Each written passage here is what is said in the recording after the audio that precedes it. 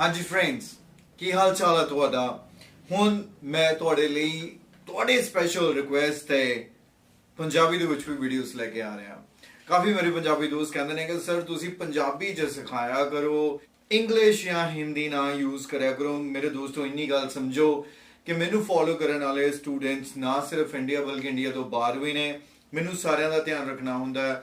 ਹਿੰਦੀ ਬਹੁਤ ਸਾਰਿਆਂ ਨੂੰ ਸਮਝ ਆਉਂਦੀ ਹੈ, ਬਟ ਵਾਕਈ ਤੁਹਾਡੀ ਗੱਲ ਸਹੀ ਹੈ, ਜੋ ਆਪਣੀ ਮਦਰ ਟੰਗ ਦੇ ਵਿੱਚ ਅੰਡਰਸਟੈਂਡਿੰਗ ਹੁੰਦੀ ਹੈ ਉਹ ਸ਼ਾਇਦ ਕਿਸੇ ਹੋਰ ਭਾਸ਼ਾ 'ਚ ਨਹੀਂ ਹੁੰਦੀ। ਇਹਦਾ ਮਤਲਬ ਇਹ ਨਹੀਂ ਹੈ ਕਿ ਜੇ ਮੈਂ ਪੰਜਾਬੀ 'ਚ ਵੀਡੀਓਜ਼ ਬਣਾ ਰਿਹਾ ਤਾਂ ਮੈਂ ਸਿਰਫ ਪੰਜਾਬੀ 'ਚ ਵੀਡੀਓਜ਼ ਬਣਾ ਰਿਹਾ।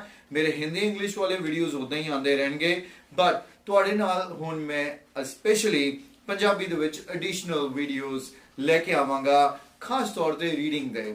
ਆਇਲਸ ਰੀਡਿੰਗ ਜਿਹੜੀ ਅਸੀਂ ਡਿਸਕਸ਼ਨ ਆਪਣੇ ਕਲਾਸਰੂਮ ਦੇ ਵਿੱਚ ਰੈਗੂਲਰ ਬੇਸਿਸ ਤੇ ਕਰਦੇ ਆ, ਤੇ ਇਹਨਾਂ ਡਿਸਕਸ਼ਨਸ ਨੂੰ ਜੋ ਕਲਾਸਰੂਮ 'ਚ ਹੋ ਰਹੇ ਨੇ ਇਹਨਾਂ ਨੂੰ ਮੈਂ ਤੁਹਾਡੇ ਨਾਲ ਹੁਣ ਸ਼ੇਅਰ ਕਰਨ ਜਾ ਰਿਹਾ YouTube ਤੇ ਅਤੇ ਆਪਣੀ ਐਪਲੀਕੇਸ਼ਨ ਆਇਲਸ ਕੋਚਿੰਗ ਦੇ ਉੱਪਰ। ਤੇ ਅੱਜ ਦਾ ਵੀਡੀਓ ਬਹੁਤ ਹੀ ਇੰਟਰਸਟਿੰਗ ਹੋਣ ਜਾ ਰਿਹਾ, ਜਿਹਦੇ ਵਿੱਚ ਮੈਂ ਬਹੁਤ ਹੀ latest study material Cambridge share ਕਰਾਂਗਾ ਤੁਹਾਡੇ ਨਾਲ। ਕੈਂਬਰਿਜ ਬੁੱਕ 16 ਦਾ ਇਹ ਇੱਕ ਪੈਸੇਜ ਜੋ ਹੋ ਸਕਦਾ ਤੁਸੀਂ ਕੀਤਾ ਹੋਵੇ ਜਾਂ ਨਾ ਕੀਤਾ ਹੋਵੇ, ਮੁਸ਼ਕਿਲ ਲੱਗਾ ਜਾਂ ਈਜ਼ੀ ਲੱਗਾ, ਇਸ ਵੀਡੀਓ ਨੂੰ ਦੇਖ ਕੇ ਤੁਸੀਂ ਬਹੁਤ ਕੁਝ ਨਵਾਂ ਲਰਨ ਕਰਨ ਵਾਲੇ ਹੋ। ਤੇ ਮੈਨੂੰ ਕਮੈਂਟ ਸੈਕਸ਼ਨ 'ਚ ਜ਼ਰੂਰ ਦੱਸਿਓ ਕਿ ਤੁਸੀਂ ਚਾਹੁੰਦੇ ਹੋ ਕਿ ਮੈਂ ਇਦਾਂ ਦੇ ਪੰਜਾਬੀ ਦੇ ਵਿੱਚ ਤੁਹਾਡੇ ਨਾਲ ਵੀਡੀਓਜ਼ ਹੋਰ ਸ਼ੇਅਰ ਕਰਾਂ। ਤਾਂ ਇੱਕ ਵਾਰ ਕਮੈਂਟ ਸੈਕਸ਼ਨ 'ਚ ਯੈਸ ਜ਼ਰੂਰ ਲਿਖ ਦਿਓ। ਤੇ ਆਓ ਵਿਦਆਊਟ ਵੇਸਟਿੰਗ ਟਾਈਮ ਸਟਾਰਟ ਕਰਦੇ ਹਾਂ ਅੱਜ ਦਾ video.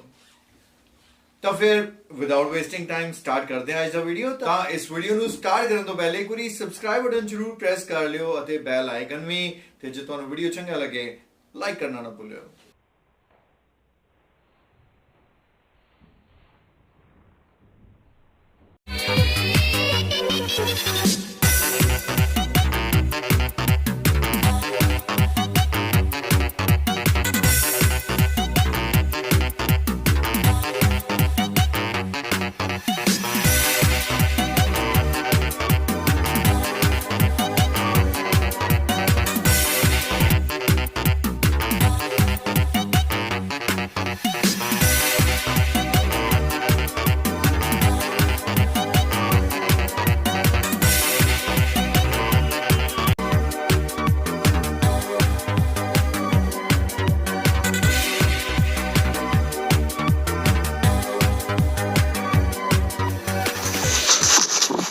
So the heading is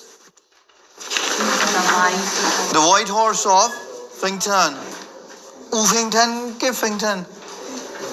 You silent hona chahiye, right? So it's about the cutting of huge figures of whatsoever into the earth. English hillside has taken place for more than 3,000 years.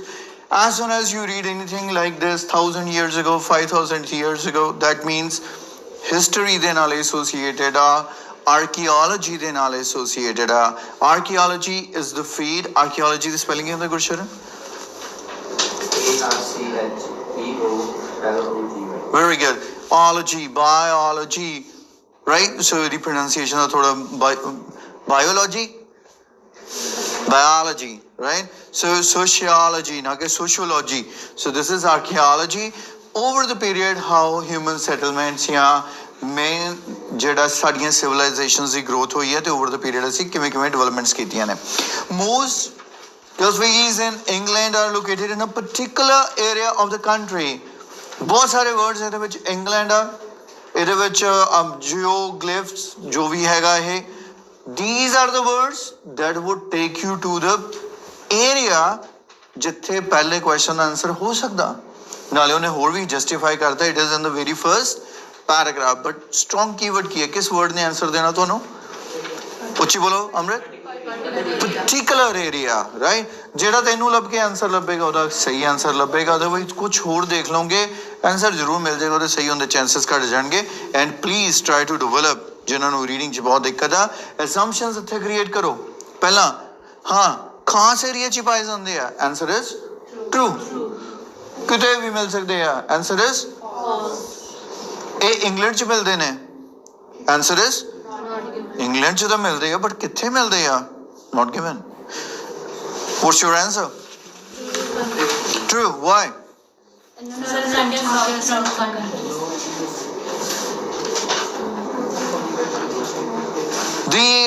There are 56 hill figures scattered around England.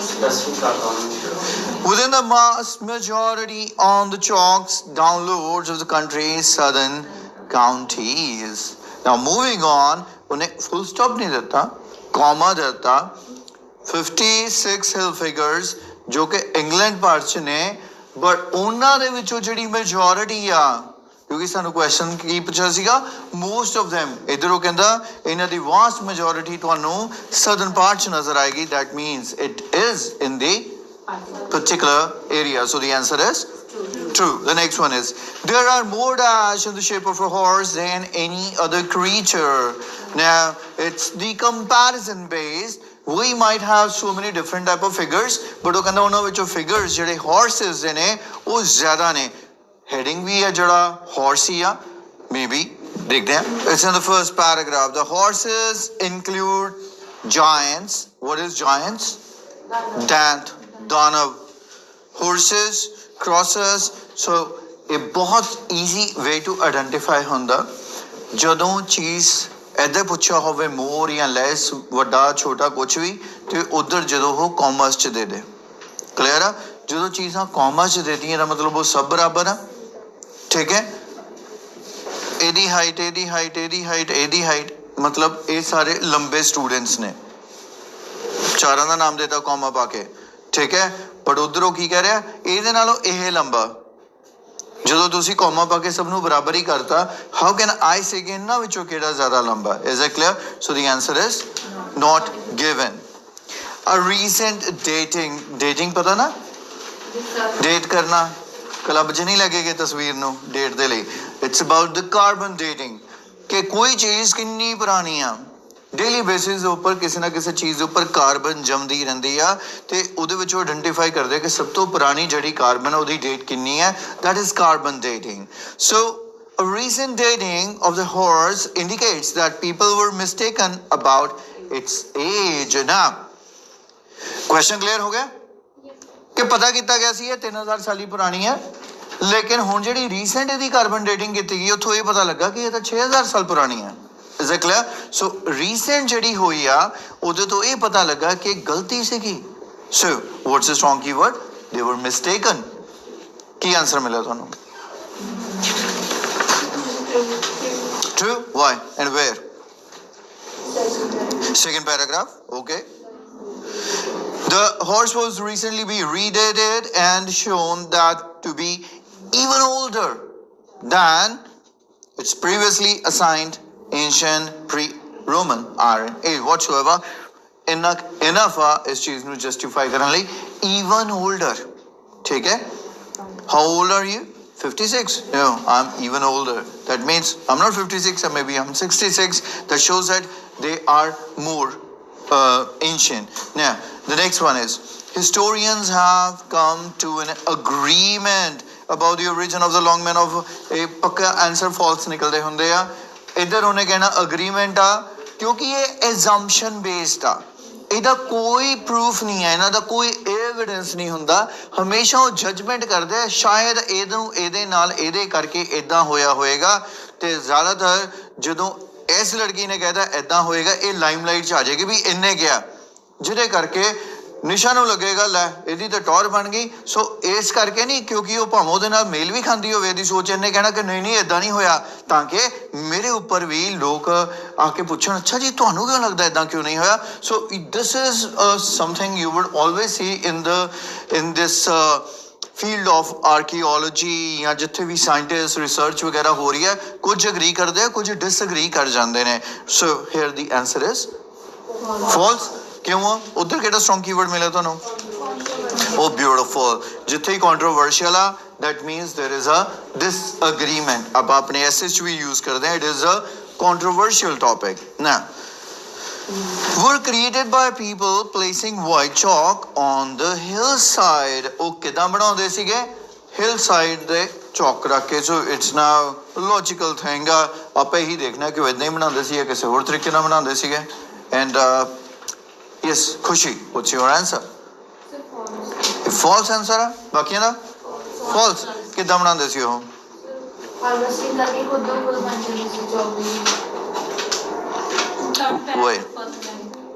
The method of cutting these hues was simple: to remove the outer laying grass to reveal the gleaming white chalk below. Clear? Everyone?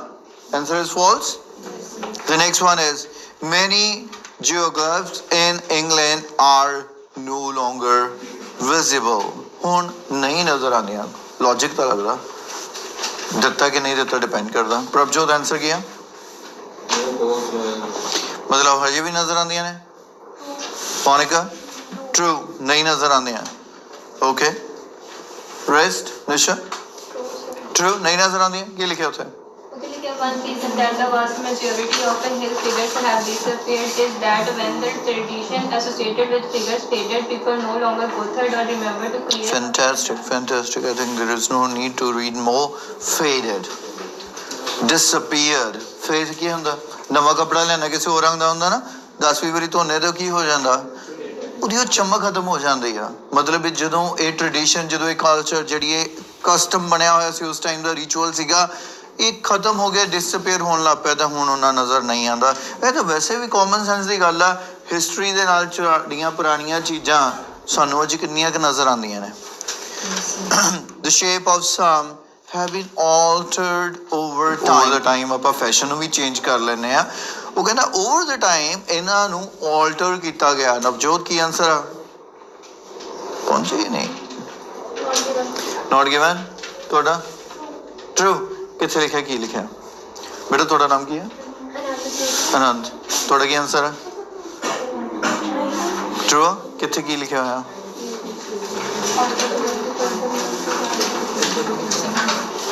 Anyone with the explanation?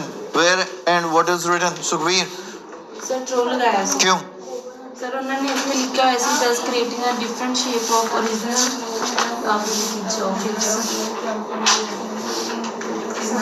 Furthermore, one is sir.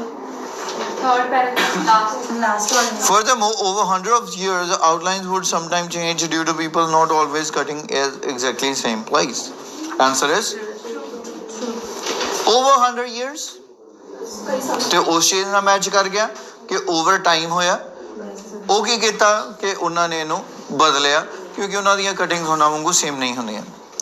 The fame is due to its size. ਇੱਥੇ ਕੀ ਕਹਿ ਰਿਹਾ ਕਿ ਜਿਹੜੀ ਇਹਦੀ fame ਸੀ, ਜਿਹੜੀ ਸ਼ਾਨ ਸੀ, ਉਹ ਕਿਸ ਕਰਕੇ ਸੀ? ਸਾਈਜ਼ ਕਰਕੇ. Speak of long sleeve back, thin disjointed legs, streaming tail and bird-like head. It's about fame. The strong keyword is fame. ਉਹ ਮਸ਼ਹੂਰ ਕਿਸ ਕਰਕੇ ਹੋਇਆ? ਬਟ ਇੱਥੇ ਉਹਨੇ ਸਿਰਫ ਕੀ ਦੱਸਿਆ? ਉਹ ਜਸਟ ਉਹਨੂੰ ਡਿਸਕ੍ਰਾਈਬ ਕਰ ਰਿਹਾ ਕਿ ਇਹ ਦੇਖਣ ਨੂੰ ਕਿੱਦਾਂ ਦਾ ਸੀਗਾ, ਕੀ ਇਹਦੇ ਫੀਚਰ ਸੀਗੇ. So it has nothing to do ਕਿ ਲੋਕਾਂ ਦੇ ਵਿੱਚ ਇਹਦੀ ਫੇਮ ਜਾਂ ਪੋਪੂਲੈਰਿਟੀ ਕਿਸ ਰੀਜ਼ਨ ਕਰਕੇ ਹੋਈ. Answer is not given. A distance, location ਇਹਦੀ ਹੈਗੀ ਆ ਵਿਲੇਜ ਤੋਂ ਇੰਨੀ ਦੂਰ ਆ. Near an ancient road known as the, ਇੱਥੇ 2.5 ਵਾਲਾ ਆਪਾਂ ਹੁਣੇ ਦੇਖਿਆ. ਕੀ ਕਹਿੰਦੇ ਉਹਨੂੰ? ਵਿਲੇਜ ਨੂੰ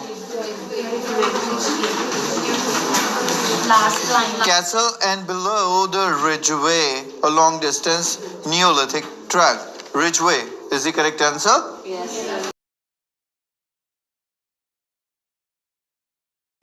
First reference to the White Horse Hills appears in dash from the 1070s. In documents. ਸਭ ਦਾ ਸੇਮ ਆਨਸਰ ਆ. 1070 strong keyword ਆ. ਉੱਥੇ ਨਾਲ ਹੀ ਲਿਖਿਆ mentioned in documents. ਫਿਰ ਆ ਗਿਆ according to analysis of the surrounding dash the horses late bronze age early iron age. Analysis of the surrounding, ਆਸੇ ਪਾਸੇ ਦੀ ਕਿਹੜੀ ਚੀਜ਼? soil ਜ਼ਿਆਦਾ appropriate ਲੱਗਦਾ. construction ਹਾਂ ਆ ਰਿਹਾ. out by out on soil from two of the lower layers of our body. ਮੇਰੇ ਹਿਸਾਬ ਨਾਲ ਸਹੀ ਹੈ. The result was date from constructions. No construction surrounding ਦੇ ਉਹ ਹੋਰ ਸੀ ਕੰਸਟਰਕਸ਼ਨ ਦੀ ਗੱਲ ਕਰਦਾ ਵੀ ਉਹ ਜਿਹੜੀ ਉਹਦੀ ਬਣੀ ਸੀ ਉਹਦੇ ਵਿੱਚ ਜਿਹੜੀ ਮਿੱਟੀ ਦਾ ਇਸਤੇਮਾਲ ਸੀਗਾ ਉਹਦੇ ਲੇਅਰਸ ਤੋਂ ਇਹ ਗੱਲ ਦਾ ਪਤਾ ਲੱਗਾ. ਤੁਸੀਂ ਕਹਿ ਰਹੇ ਹੋ ਕਿ ਸਰਾਊਂਡਿੰਗ ਦੇ ਵਿੱਚ ਨਹੀਂ. ਸੋ Soil is correct. Possible reasons for creation of the aha, an emblem to indicate land ownership, formed part of ancient ritual, was a representation of goddess Apona, associated with protection of horses and ਹੋਰ ਕਾਦੀ ਇੱਕ ਘੋੜੇ ਤੇ ਦੂਜੇ ਪਾਸੇ ਵੀ ਕੋਈ ਜਾਨਵਰ ਹੀ ਆਣਾ ਚਾਹੀਦਾ ਕਿ ਬੰਦੇ ਹੈ fertility ਸਹੀ ਹੈ Yes, sir. was a representation of a Welsh goddess called last question last paragraph ਤੇ ਆ ਗਿਆ Last second last ਤੇ ਆ ਜਾਏਗਾ last few lines ਚ ਆ ਜਾਏਗਾ ਇੱਥੇ Apona second line, sir, such as it is Rhiannon described in later Welsh mythology. So goddess ਦਾ ਨਾਮ ਕੀ ਸੀਗਾ Rhiannon.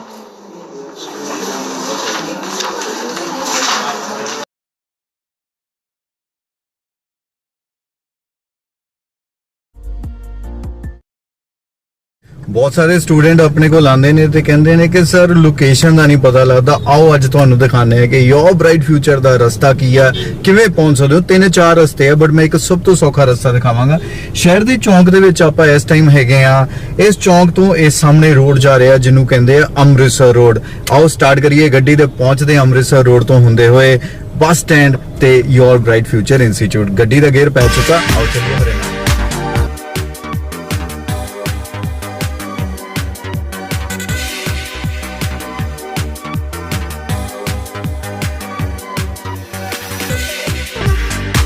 ਬੱਸ ਅੱਡੇ ਅੰਦਰ ਹੀ ਚਲੇ ਜਾਣਾ ਤੇ ਬਸ ਇੱਥੇ ਕੋਈ ਟ੍ਰੈਫਿਕ ਨਹੀਂ ਬਸ ਬੱਸਾਂ ਹੀ ਹੁੰਦੀਆਂ ਨੇ ਜਿਹੜੀਆਂ ਆ ਰਹੀਆਂ ਤੇ ਜਾ ਰਹੀਆਂ ਨੇ